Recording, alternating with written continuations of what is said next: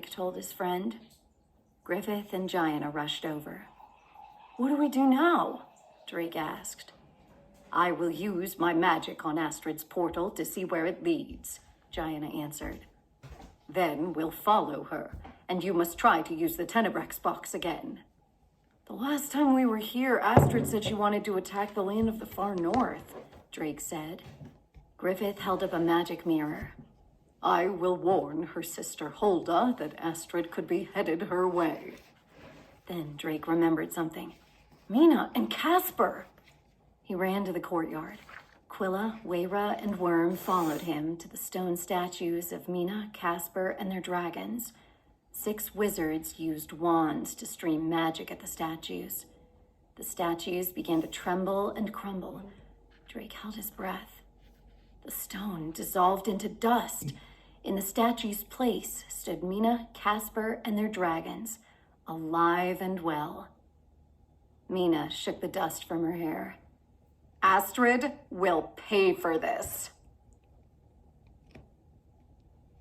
Chapter 11. Beasts attack. Drake ran up to his friends and hugged them. You're all right, he cried. Yes, Mina said. Now where is Astrid? Is she still here in the fortress? Casper added. Drake shook his head. No, she has brought the bones to life. Then she took the beasts with her through a portal, and Drake was right. Astrid is in the land of the far north, Gianna cried, running in with Griffith. She's attacking King Albin's kingdom. Mina clenched her fist. He is the king who banished her, she said. Astrid is seeking revenge on him, and on her sister Hulda, who is my wizard. We must go there right away. Shaka and I will go too, Casper said. It is our fault that Astrid was able to reach the bones. As he spoke, Eiko and Nehru came through a purple portal. Opeli and Manawa are now safe in their kingdoms, Eiko reported. How else can I help? You must take Quilla and Wayra back to the Mountain of the Wind Dragons, Griffith instructed. Wayra is hurt and must rest. Quilla nodded. I wish we could help you more, but Griffith is right, she said. She turned to Drake. Thank you for helping us escape Queen Amaru. We will never forget you. We won't forget you two either, Drake promised. And we will stop Astrid. Eiko, Nehru, Quilla, and Wayra all stepped through a portal to Ichimako. Everyone to King Albin's castle, Gianna cried. She snapped her fingers and vanished. The other wizards disappeared one by one. Before we go, we all need warmer clothes, Griffith said. He pointed at himself. Poof! Now he was dressed in warm, furry clothes. He did the same for the Dragon Masters. Then Worm transported Drake, Griffith, Mina, Frost, Casper, and Shaka to the land of the far north. They appeared outside the wall protecting King Albin's kingdom. The wizards were there too, and Drake saw that Hulda had joined them. A thin layer of snow coated the ground. Astrid stood in front of the massive wooden gate in the wall, surrounded by the beasts made of bones. The large bird-like creature swooped overhead, making an eerie wailing sound. Zap, zap, zap! Astrid attacked the wizards with powerful blasts of red magic. Then she saw the Dragon Masters and their dragons. Beasts, attack those 3 dragons, she commanded. Chapter 12. Dragons versus Beasts. The beasts all turned and faced the dragons. Worm began to glow green. Shaka stomped her massive feet. Frost flapped his wings. What should we do now? Drake asked the others. We must go and...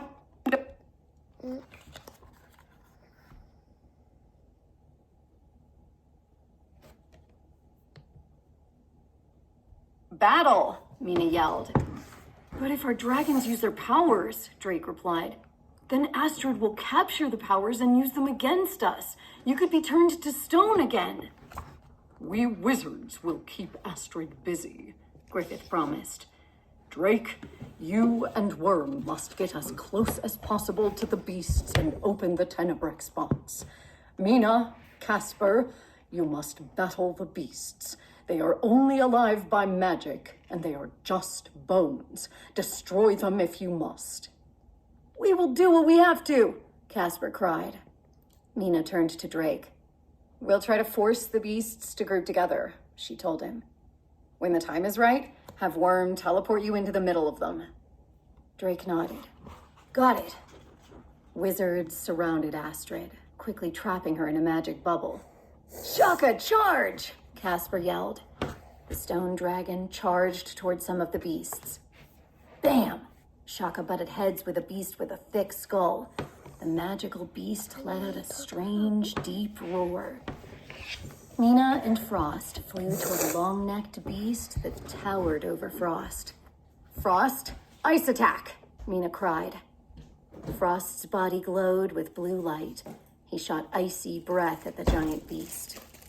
The ice froze the creature's long neck, the bones shattered, and the beast crashed to the ground.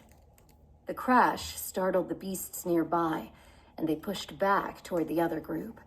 On that side, a new beast ran toward Shaka, aiming to ram the stone dragon with a sharp horn. Smash! The powerful stone dragon stomped on the ground, making it shake. The beast fell on its side, and the bones landed in a messy pile. Then Mina and Frost flew overhead. They circled the beasts, drawing them closer together. Drake glanced at Astrid. The wizard still had her suspended in the magic bubble. Mina flew past Drake. Use the box now! Drake thought quickly. Worm, transport us closer to the beasts. In a flash of green light, they landed in the center of the creatures. A long, bony tail thrashed at Drake, and he jumped to the side. He heard Worm's voice in his head. I can freeze the ones closest to you. Drake knew what that meant. Worm didn't freeze things by making them cold like Frost did. He froze them with his mind, and they stopped moving. Worm's body glowed. The beasts around Drake froze. He took the Tenebrex box out of his pouch and set it down on the snow. Then he reached for the latch on the lid. Boom! Before he could open it, a blast of red magic rocked the land of the far north. Drake fell backward, away from the box. Astrid burst through the wizard's magic bubble. She floated in the air over to the box. You will not stop me, she yelled, reaching for the magical box. Chapter 13. The Magic of the Tenebrex. No! Drake cried, lunging for the Tenebrex box. Suddenly, Mina swooped down on Frost and yanked the belt off Astrid's waist. The glass bottles clanked together. Astrid landed on the ground. Give that back! Astrid shrieked, reaching for the belt in Mina's hands. Her fingers grazed the bottles. Shaka stomped up to Astrid, roaring. Shaka, make a pit! Casper cried. Shaka stomped, and a huge hole opened up in the frozen ground. Drake pushed Astrid into it. Frost, ice, Mina yelled as they flew past the pit. The ice dragon breathed, and a thick layer of ice covered the pit. Through the ice, Drake could hear the evil wizard's muffled, angry screams. This ice will not hold me! Griffith, Gianna, Hulda, and the other wizards quickly surrounded the pit. Now, Drake, Worm told him. Drake opened the lid of the Tenebrex box. Streams of purple, orange, and turquoise magic shot out, lighting up the sky. The light snaked out across the snowy land, wrapping around the beasts. First, the beasts stopped moving. Then the bones clattered to the ground and landed in piles all over the snow. The lights faded. Then the box transformed back into an orb-shaped stone.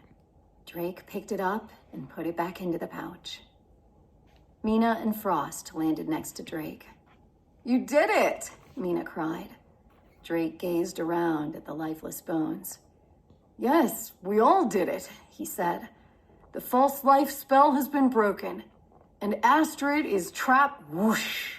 A beam of bright white light shot through the icy pit holding the wizard. The light melted all of the ice. Chapter 14. A Sister's Plea. Astrid floated up out of the pit, and light streamed from her mouth. She held an empty bottle in her hand. She must have grabbed a bottle of dragon powers when she was struggling with Mina, Drake guessed. But I've never seen a power like that. She's unstoppable. Unless... It's a risk, but there's no choice now. Worm, freeze Astrid, Drake yelled. Worm's body glowed green again, and Astrid stopped moving in midair. The light stopped streaming from her mouth. Her magic is very strong, Worm told Drake. I can't hold her for long. Worm needs some help, Drake yelled, and all the wizards stepped forward. They pointed at Astrid and surrounded her in another magic bubble. Hulda pleaded with her sister. Astrid, it doesn't have to be this way. I know you were angry with King Alban, but revenge will not solve anything. Surrender to us. End this now. Astrid looked frozen in the bubble. Then her eyes glowed red, the color of dark magic. Her mouth began to move. She's resisting the powers of Worm and the wizards, Drake realized. Do you think I can be beaten so easily? Astrid asked. After I take King Alban's kingdom, I will grow stronger. I will keep defeating lands until I rule the world. She cackled with evil laughter. Then the magic bubble burst. A swirling portal opened up in the air. Worm's energy still held her, but she managed to reach toward the portal. She's going to escape, Mina cried. Casper stepped forward. She won't get away this time. Shaka, use your secret power. Turn her to stone. Chapter 15. A Visitor. 2 gray beams of light shot from Shaka's eyes as Astrid moved closer to the portal. The dragon's power beams hit her. Instantly, the wizard's body turned to stone. Everyone was silent for a moment. Shaka's body stopped glowing. Worm gently lowered the statue to the ground. Hulda walked up to her sister and touched her face. Astrid is a statue, Hulda said. Mina joined Hulda. I'm sorry that I could not stop her from reaching the beasts in the first place. She looked down at the snow. Hulda patted Mina's arm. My sister was too powerful for her own good. No one could stop her alone. It took all of us working together to do it. And I know King Alban will be relieved that Astrid is no longer a threat to him and his people. Can she break through the stone with her magic? Casper wondered. She should not be able to escape, Jaina said. But we will bring her to the Wizards' Council prison to make sure. What happens now? Drake asked, handing the pouch with the Tenebrex stone back to Griffith. Now you shall all go home and rest, Griffith said. I could use a warm bath and some onion stew, Drake admitted. Griffith turned to Jaina. I will help you take Astrid to the prison. Can one of your wizards help get Casper and Shaka back to Navid? Jaina nodded. I'll take care of it. Drake hugged Mina and Casper goodbye. Drake, you will always have a friend in Navid, Casper said. You are more than my friend now, Drake, Mina said. You are my brother. Drake smiled. I've always wanted a sister. Griffith magically returned their clothes to the way they were before. Poof! Then Drake touched his dragon. Let's go home now, Worm. The dragon transported them to Bracken, to the Valley of Clouds outside the castle. Drake yawned. It's warm and sunny here, he said. How about a nap? That sounds nice, Worm replied. Drake slid down and rested against Worm's back. He closed his eyes. A few minutes later, he felt something on his arm. He looked down, expecting to see a field snake or maybe a toad. He blinked. A tiny dragon crawled on him. It wasn't much bigger than his foot. Green scales covered the dragon's body, and white flower petals sprouted from the dragon's head. The dragon's wings looked like flower petals too. Drake sat up. His eyes got wide. "Worm! We have a visitor!"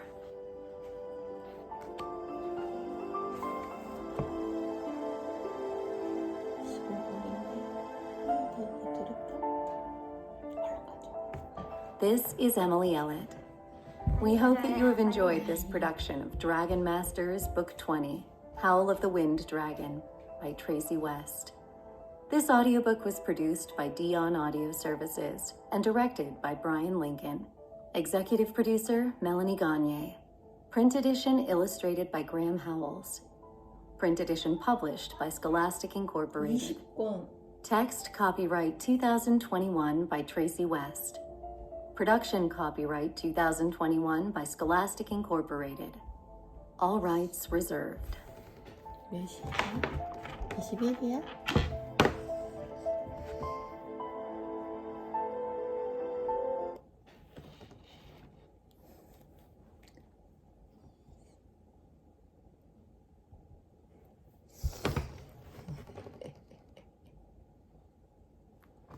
This is a copyrighted work. Unauthorized copying or distribution is a crime punishable by up to 5 years in prison and a fine of $250,000. 무슨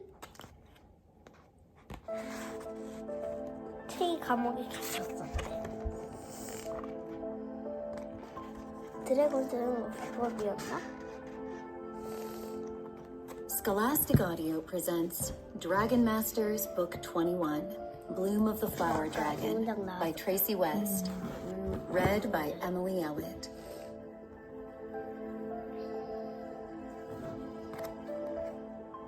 For all of my enthusiastic readers in Germany, a land rich in dragon lore. TW. Before we start, while the Dragon Masters world is not the real world, many of the characters and places in it are inspired by real-world cultures. For this reason, I'll be pronouncing the names of these characters and places the way they'd be pronounced in the real world. These pronunciations may differ from how you think a name might sound based on its spelling alone.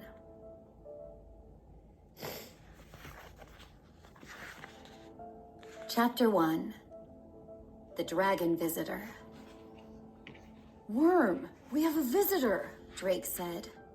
Worm, a big brown earth dragon, opened his eyes. He had been napping next to Drake. Drake showed Worm the tiny dragon perched on his hand. White flower petals sprouted on the head, wings, and tail of the little green dragon. "Have you ever seen a dragon this size?" Drake asked. The green chunk of dragonstone around his neck glowed, like it always did when he communicated with his dragon. He heard Worm's reply inside his head. "It looks like a type of flower dragon." Just then, a shadow crossed over them. Drake looked up to see 3 dragons flying above the Valley of Clouds. First came Bo, riding on the winds with his blue water dragon, Shu. Next came Anna, flying gracefully with Kepri, her white sun dragon. Finally, Rory and her red fire dragon Vulcan zoomed down from the sky. The 3 dragons landed in the grass. Their dragon masters climbed down and ran toward Drake and Worm. "Drake, you're back!" Bo cried.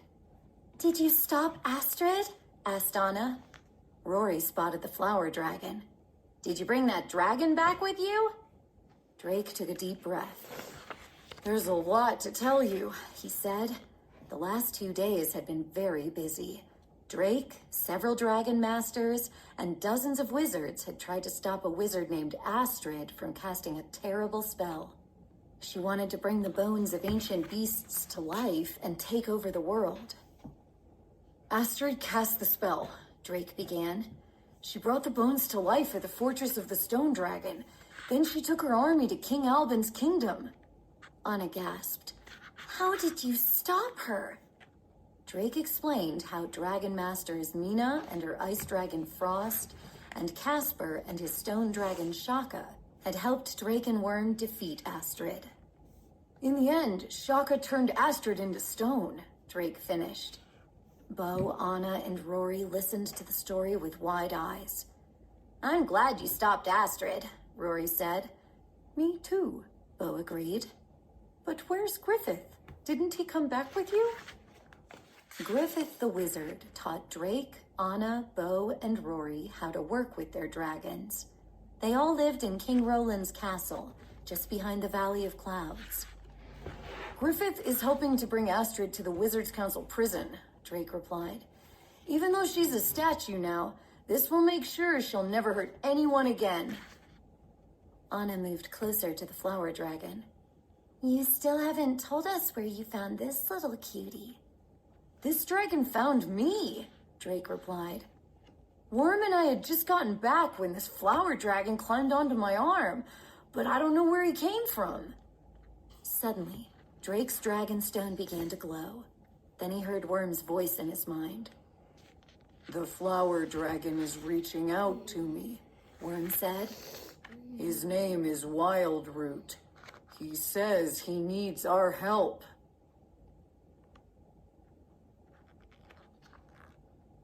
Chapter 2. Wildroot's Tale. Wildroot continued to communicate with Worm. Drake listened to Worm's voice in his head. Wildroot lives near the village of Stelberg in the lofty mountains. He says his tribe is in danger. Then Drake told his friends what he'd heard. 목소리 되게 이상해. A tribe? Does he live with a whole group of flower dragons? Bo asked.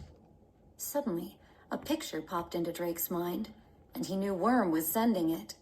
Drake saw a green field studded with star-shaped white flowers. Tiny green dragons slept and played among the flowers. Wildroot's tribe lives in this field of rare starflowers. Then a picture appeared of a creature no taller than the flowers. She wore a gown made of golden brown leaves, the same color as her wrinkled skin. She had leafy wings, too. Is that a fairy? Drake asked Worm.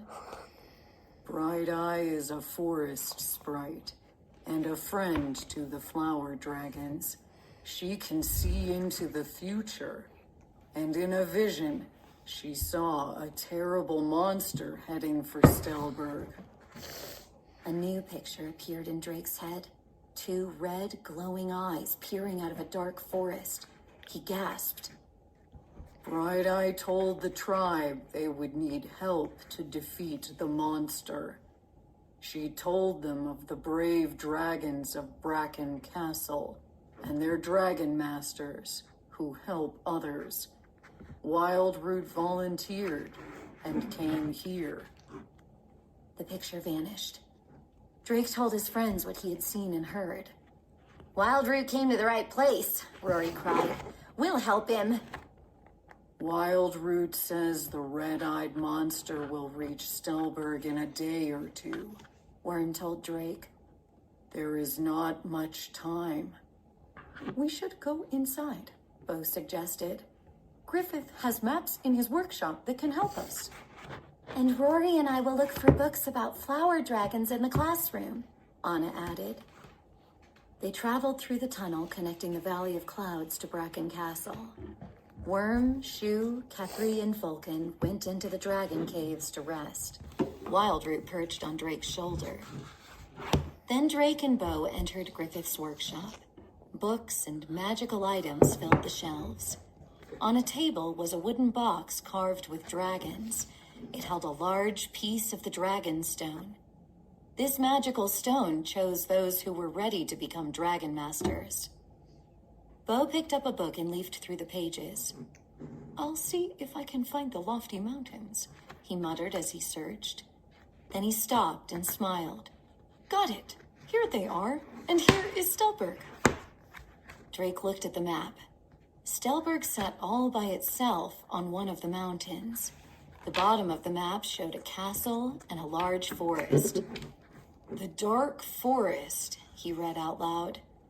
That looks sort of spooky. Bo pointed to an area on the map close to Stelberg. There's the field of starflowers. Perfect, Drake cried. I'll go get Worm so we can... The lid of the carved box suddenly flew open.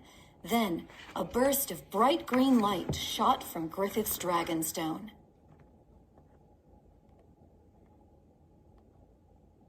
Chapter 3. A new Dragon Master? Moving pictures appeared inside the Dragonstone's light. Drake and Bo watched a boy with blonde, wavy hair stroll along a hilly path. He wore a brown vest over a pale purple tunic. Just then, Rory and Anna ran into Griffith's workshop. We saw the light, Rory cried.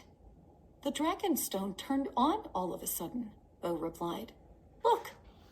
The blonde boy passed a building with a sign over the door, the Stelberg Inn.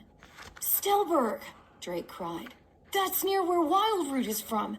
Do you think the Dragonstone is showing us Wildroot's Dragon Master? Rory cried, jumping up and down.